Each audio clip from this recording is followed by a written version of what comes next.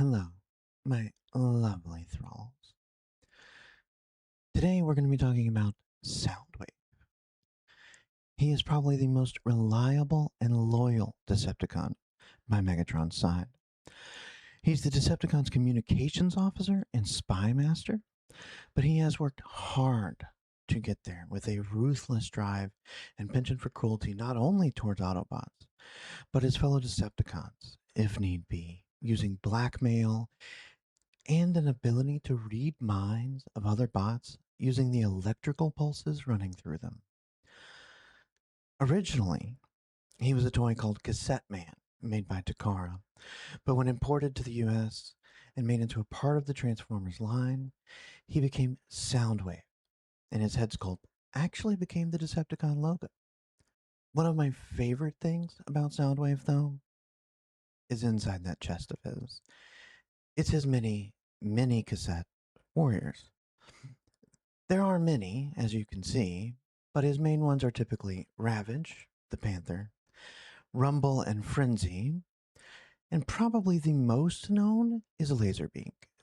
Laserbeak appears in basically every adaptation, even when Soundwave doesn't.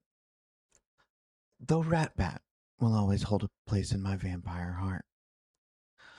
Soundwave speaks in a very unique, emotionless, digital way using a device called a vocoder and the voice of a renowned voice actor, Frank Welker, in the G1 cartoon, and this theme has mostly been kept in other adaptations. Soundwave superior, Constructicons inferior. In Transformers Prime, he basically never speaks, only using recordings of others to communicate when necessary. In Bayverse, he has this gravelly, more monstrous voice, but personally, I prefer the G1. I prefer that emotionless, analytical voice. A simple scroll of his wiki or any article about him will tell you that he has been in just about every adaptation of the Transformers series, whether it's comics, shows, movies, toy lines, etc. So much so that when the first Bay movie was released, fans were perplexed on where he was, seeing as Megatron, Starscream, and others were there.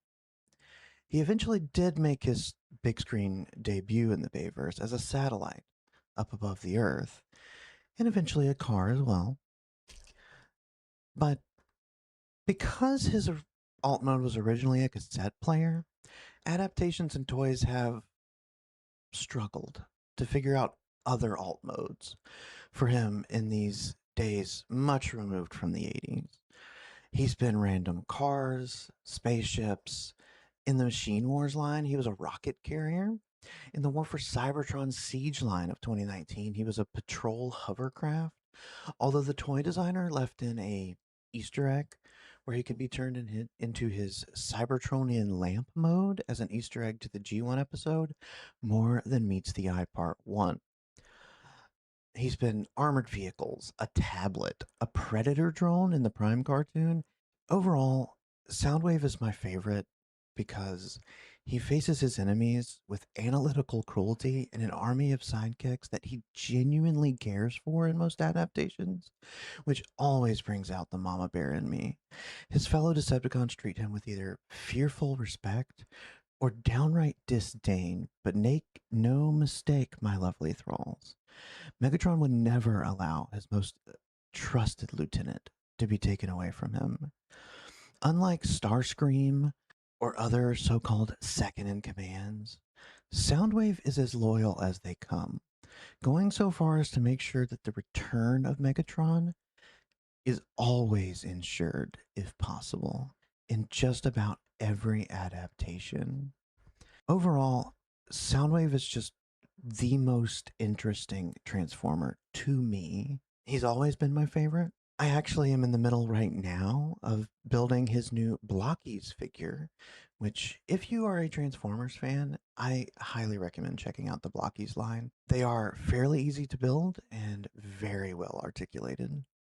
Anyway, I hope you have enjoyed this lore video. Let me know who you'd like to see next. I plan to do hopefully one of these a week, if not more. We shall see. But until then, my lovely thralls, bye.